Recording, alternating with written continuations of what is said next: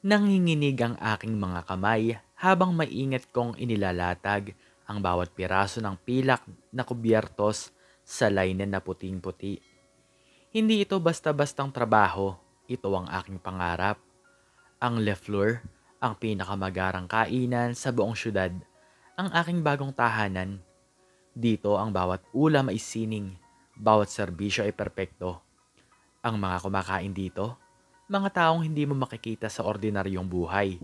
Mga mayayaman, mga sikat, mga taong ang halaga ng isang gabi ng kainan ay katumbas na ng buwan ng sahod ng karaniwang manggagawa. Akala ko, ang aking buhay ay magbabago ng tuluyan.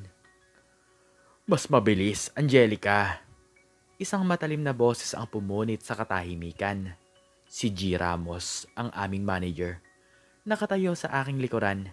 Ang anino niya'y humaba sa sahig na kumikinang. Ang mga bisita ay darating anumang oras. Ayoko ng anumang bahid ang kapalpakan sa aking panunungkulan. Opo, G. Ramos. Mabilis akong yumuko. Ang kanyang mga mata ay tulad ng agila. Walang makakaligtas sa kanyang obserbasyon, ngunit ang kanyang mga salita, parang yelo, tumatago sa buto. Araw-araw ganito, ang presyon ay malagkit, nakakabaliw. Ngunit ang bawat plato na aking inihahain, ang bawat baso na aking inilalagay sa mesa, ay nagpapaalala sa akin ng dahilan kung bakit ako narito. Dati, ang aming hapunan ay nilagang kamote kung mayroon man. Ngayon, ang mga amoy ng truffles at saffron ay lumulutang sa hangin at ako, si Angelica, ay bahagi nito. Lumipas ang mga linggo, naging buwan, nakasanayan ko na ang ingay ng mga tindor na tumatama sa porselana. Ang mahinang bulungan ng mga usapan, ang pagtawa ng mga mayayamang bisita. Ngunit sa labas ng salamin na pader ng Le Fleur, mayroon isang bagay na hindi ko makalimutan. Isang bata. Nakaupo siya sa gilid ng bangketa. Ang kanyang mga mata ay nakapako sa amin sa loob. Payat siya. Ang kanyang damit ay gusot at marumi. Sa bawat pagdaan ng araw, nandoon siya. Minsan, inaabutan ko siyang nagtatago sa likod ng isang puno o nakaupo naman sa isang karton. Ngunit palagi siyang nakatingin. Isang hapon pagkatapos ng aking shift, nakita ko na naman siya. Nakasandal sa poste ng ilaw. Ang kanyang mga mata ay punong-puno ng paghanga o marahil pagnanais. Hindi ko na natiis. Nilapitan ko siya. Bakit ka palaging nakatingin? Ang tanong ko. Ang aking boses ay bahagyang nanginginig. Ang init ng hapon ay dumampi sa aking balat. Nagulat siya. Ang kanyang mga mata ay lumaki. Hinawakan niya ang lumang backpack na nakasabit sa kanyang balikat. Wala po ate. Hindi wala. Giit ko. Lumuhod ako para magpantay kami ng tingin. Nakita ko ang sarili ko sa kanya, ang manipis niyang katawan, ang mga mata niya ay naghahanap ng pag-asa. Sa loob ba? Yan ang tinitingnan mo? Yumuko siya. Ang kanyang buhok ay tumabon sa kanyang muka. Opo, ang sarap po siguro kumain dyan. Isang kirot ang kumalat sa aking dibdib. Naalala ko ang aking sarili. Nakadungaw sa mga bintana ng mga restoran sa syudad. Nang harap na makakain ng kahit isang piraso lang ng tinapay na may palaman. Anong pangalan mo? Jun po. Mahina niyang sagot. Jun? Ulit ko. Gusto mo ba talagang makakain dyan? Tumango siya, mabilis. Ang mga mata niya ay nagliwanag. Pangarap ko po yan ate, kahit po minsan lang. Ang mga salita niya ay tumagos sa akin. Dati, pangarap ko rin yan. Ngayon, nagtatrabaho ako sa Le Fleur, pero hindi ko pa rin matikman ang mga pagkain nila. Maliban sa mga tira-tira, minsan ay hindi na nabebenta. Ngunit si Jun, iba siya. Nakita ko ang aking dating sarili sa kanya.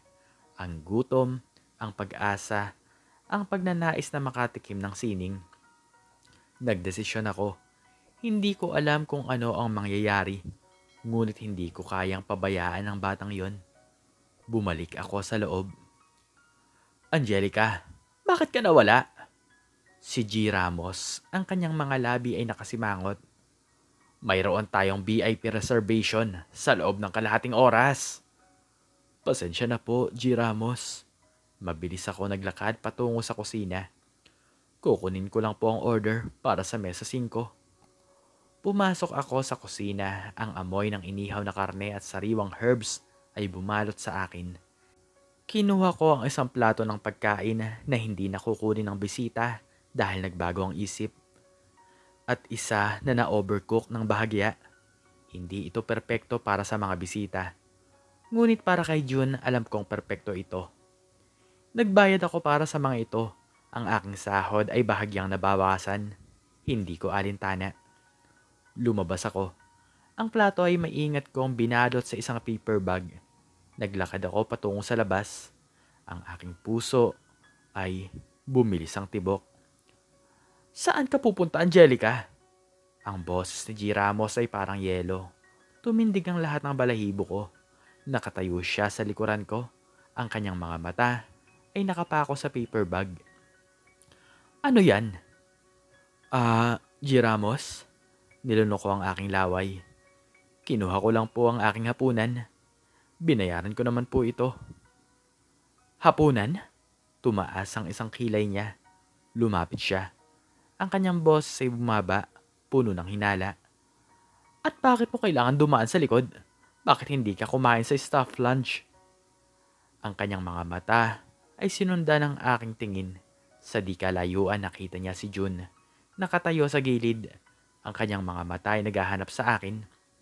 Sino yan? Nilalabas mo ang pagkain ng LeFleur para sa isang pulubi? Ang kanyang boses ay naging matalim. Ginang Ramos, binayaran ko po yan. Pilit kong ipinaliwanag. Kailangan niya lang pong kumain. Kailangan? Tumawa siya. Isang mapait na tawa. Ang mga taong tulad niyan ay hindi dapat kumakain ng masarap na pagkain. Ano ang silbi nila? Wala. Sila ay pabigat lamang sa lipunan.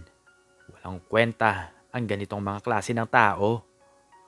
Ang kanyang mga salita ay parang sampal sa akin. Walang kwenta? Naalala ko ang aking nanay. Naglalaba para lang may makain kami. Naalala ko ang aking sarili. Nagpupuyat sa pag-aaral. Naghahanap ng paraan para makaahon. Walang kwenta? Hindi po yan totoo, Ginang Ramos. Ang aking boses ay matatag kahit nanginginig ang aking loob. Lahat po ng tao ay may kwenta. Lahat po tayo ay may pangarap, may karapatan. Hindi po natin sila pwedeng husgahan dahil lang sa kanilang kalagayan. Karapatan? Pangarap? Muli siyang tumawa, mas malakas ngayon. Angelica, nasa LeFleur ka. Hindi ito isang charity kitchen. Ang mga taong kumakain dito ay may pera, may kapangyarihan. Hindi ang mga pulubi sa daan. Pero tao pa rin po sila. Sumigaw ako. Ang aking boses ay umalingaw-ngaw sa tahimik na kalye. May puso sila, Ginang Ramos. Naranasan ko rin po ang magutom. Naranasan ko rin po ang walang pera. At alam ko po kung gaano kahalaga ang kahit isang maliit na tulong. Ang kanyang muka ay namula sa galit. Kung ganon, Angelica, hindi ka nabibilang dito. Kung ang puso mo ay para sa mga pulubi, doon ka magtrabaho, hindi dito sa restaurant na to. Hindi mo naintindihan ang aming pamantayan. Naintindihan ko po. Matatag kong sagot. Ang pamantayan po natin ay magsilbi. At kung hindi po kasama sa pagsisilbi ang pagtulong sa kapwa, hindi ko po alam kung ano ang silbi ng lahat ng to. Hindi na siya nakasagot. Ang kanyang mga mata ay nagbabaga. Alam kong tapos na ako. Alam kong mawawalan ako ng trabaho. Ngunit, hindi ko ito pinagsisisihan. Biglang isang boses ang pumutol sa aming pagtatalo. Ginang Ramos, Angelica? Lumingon kami. Nakita ko si June. Lumapit sa amin. Ngunit hindi siya nag-iisa. Sa tabi niya ay isang matandang lalaki. May suot na mamahaling suit. Ang kanyang buhok ay pilak. Ngunit ang kanyang mga mata ay puno ng kabaitan. June? Bulong ko. Ginoong Lopez. Ang mukha ni Ginang Ramos ay namutla. Sir, ano po ang ginagawa niyo rito? Si Ginoong Lopez ang may-ari ng Le Fleur, ang may-ari ng buong Restaurant Empire. Ang taong halos hindi ko nakikita sa loob ng restaurant. Ginang Ramos, kalmado niyang sagot, ngunit may lamig sa kanyang boses. Nakasalubong ko si Jun sa kanto. Tinulungan niya ako. Nasiraan kasi ako ng sasakyan. Ang mga mata ni Ginang Ramos ay lumaki sa gulat. Nasiraan po kayo? At tinulungan kayo ng batang to? Oo, tumango si Ginoong Lopez. Hindi lang niya ako tinulungan. Pinabantayan niya pa ang aking kotse habang tumatawag ako ng mekaniko. Isang napakabait na bata. Tumingin si Ginoong Lopez sa paper bag na hawak ko at pagkatapos ay sa amin ni Ginang Ramos. Ang kanyang tingin ay matalim. Ano ba ang nangyayari dito? Tanong niya. Ang kanyang mga mata ay naghahanap ng paliwanag. Bago pa makasagot si Ginang Ramos, sumingit ang isang boses, si Mang Tonyo. Isa sa aming mga waiter, lumabas mula sa kusina. Nakita niya ang buong eksena. Sir Lopez, nagsimulang magsalita si Mang Tonyo. Ang kanyang boses ay mahina ngunit malinaw. Si Angelica po ay nagbibigay ng pagkain sa bata. Binayaran niya po yan. Pero po, galit na galit po si Ginang Ramos dahil sa ginawa niya. Sinabi po ni Ginang Ramos na walang kwenta po ang mga pulubi, na hindi po sila karapat-dapat kumain ng masarap na pagkain. Ang mukha ni Sir Lopez ay naging seryoso. Tumingin siya kay Ginang Ramos. Ang kanyang mga mata ay puno ng pagkabigo. Ginang Ramos, totoo ba to? Si Ginang Ramos ay hindi makakibo. Ang kanyang mukha ay namutla. Ang kanyang mga labi ay nanginginig. Angelica, bumaling si Mr. Lopez sa akin. Ikaw ang unang nagpakain sa akin. Nagulat ako. Po? Ngumiti si Jun, isang tunay ng ngiti. Opo, Sir Lopez. Si Ate Angelica po ang unang nagbigay po sa akin ng pagkain. Masarap po yung pagkain. Hindi ko po yan makakalimutan. Ang ngiti ni Sir Lopez ay lumawak. Tumingin siya kay Ginang Ramos. Ginang Ramos, ang Le Fleur ay itinatag ko para magsilbi sa lahat. Hindi lang sa mayayaman. Ang bawat tao, mayaman man o mahirap, ay may karapatan sa kabaitan at respeto. Ang mga salitang binitawan mo ay hindi katanggap-tanggap. Hindi ito ang pamantayan ng Le Fleur. Ang kanyang boses ay bumaba, puno ng otoridad. Ang pagtulong sa kapwa ay mas mataas pa sa anumang pamantayan ng serbisyo. Ang isang taong may busilak na puso ay mas mahalaga kaysa sa isang taong puro lang kaalaman sa serbisyo, ngunit walang pagmamalasakit. Napabuntong hininga si Sir Lopez. Ginang Ramos, ang iyong posisyon ay pansamantalang sinuspinde. Kailangan mong pag-isipan ang iyong mga salita at gawa. Hindi ito ang Le Fleur na gusto kong makita. Ang mukha ni Ginang Ramos ay tuluyang bumagsak. Hindi siya makapaniwala. Bumaling si Sir Lopez sa akin. Ang kanyang mga mata ay puno ng paghanga. Angelica, ang iyong ginawa ay nagpapakita ng tunay na diwa ng Le Fleur. Ang kabaitan mo ay isang inspirasyon. Simula ngayon, ikaw ang magiging bagong assistant manager ng Le Fleur. Nahulog ang pangako, hindi ako makapaniwala. Assistant manager? Salamat po, Sir Lopez. Ang aking boses ay nanginginig sa tuwa. Hindi, Angelica. Ako ang dapat na magpasalamat sa iyo. Sagot niya. At sa iyo, Jun. Bumaling siya sa bata. Maraming salamat sa pagtulong mo sa akin. Anong gusto mong kainin sa Le Fleur? Lahat? Libre. Ang mga mata ni Jun ay nanlaki. Talaga po? Oo naman. Totoo ang sinabi ko. Tumawa si Sir Lopez. At simula ngayon, may trabaho ka na rin dito. Hindi bilang pulubi, kundi bilang isang miyembro ng aming pamilya. Gusto mo bang maging tagapaghatid ng ngiti sa aming mga bisita? Ngumiti si Jun. Isang ngiti na nagpapakita ng lahat ng kanyang ngipin. Opo, salamat po, Sir Lopez. Salamat po, Ate Angelica. Si Ginang Ramos nakatayo pa rin doon at nakatulala. Ang kanyang mga mata ay nakapako sa amin. Ang pagmamataas niya ay nawala, napalitan ng kahihiyan. Lumapit siya sa akin, ang kanyang mga balikat ay nakayuko. Angelica, patawarin mo ako. Mali ang aking sinabi. Tumingin ako sa kanya. Ang galit na nararamdaman ko kanina ay unti-unting nawala. Okay lang po, Ginang Ramos. Sana po may natutunan kayo. Bumaling siya kay Jun. At ikaw bata, patawarin mo rin ako. Hindi ko dapat sinabi ang mga bagay na yon. Ngumiti si Jun.